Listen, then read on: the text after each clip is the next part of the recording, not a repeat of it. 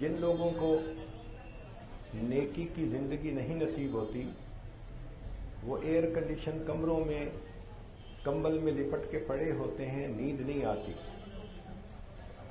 اور جو لوگ نیکی والی زندگی گزارتے ہیں ہم نے دیکھا کہ وہ لوگ خشک روٹی تو کھاتے ہیں مگر پرسکون زندگی گزارتے ہیں۔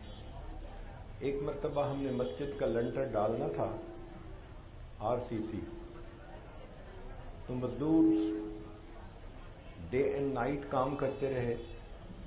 دوپہر کے وقت تھوڑی دیر چھٹی ہوئی تو سب ریسٹ کرنے لگے، تو ہم نے ایک مزدور کو دیکھا کہ کنکریٹ کے اوپر بغیر تکیے کے ویسے ہی دھوپ کے اندر پڑا ہوا میٹھی نیند سو رہا تھا۔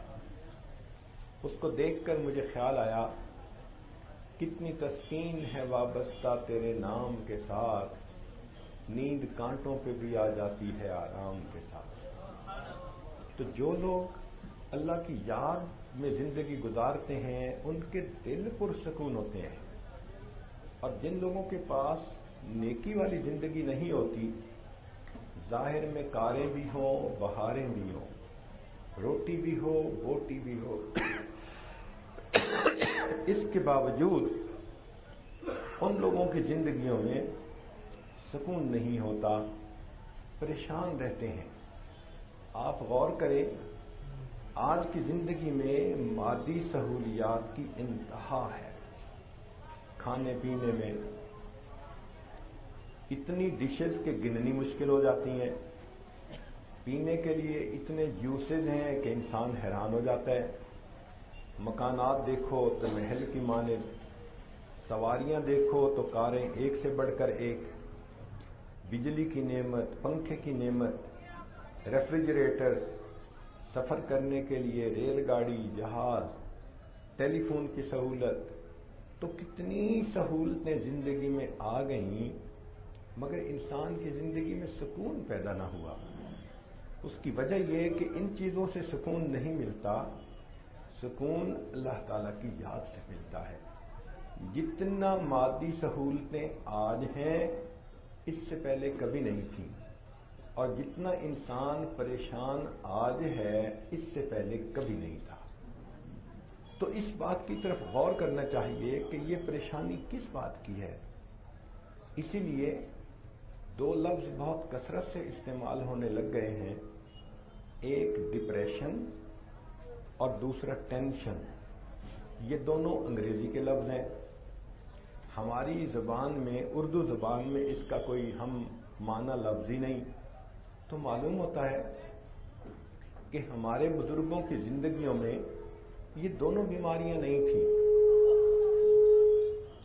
اگر ہوتی تو انہوں نے اس کے لیے کوئی نام تجویز کر دیا ہوتا۔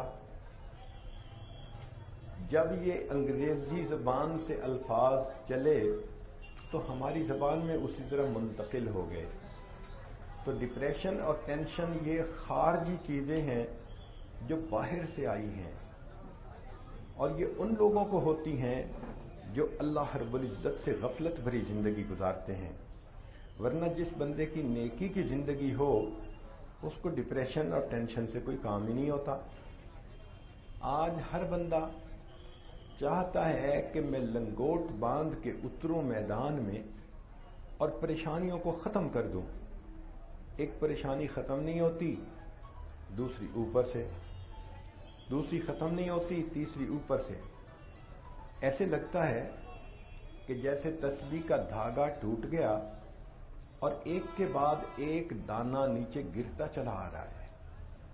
کوئی نہ کوئی پریشانی کہیں نہ کہیں انسان کو چین سے نہیں رہنے دیتی۔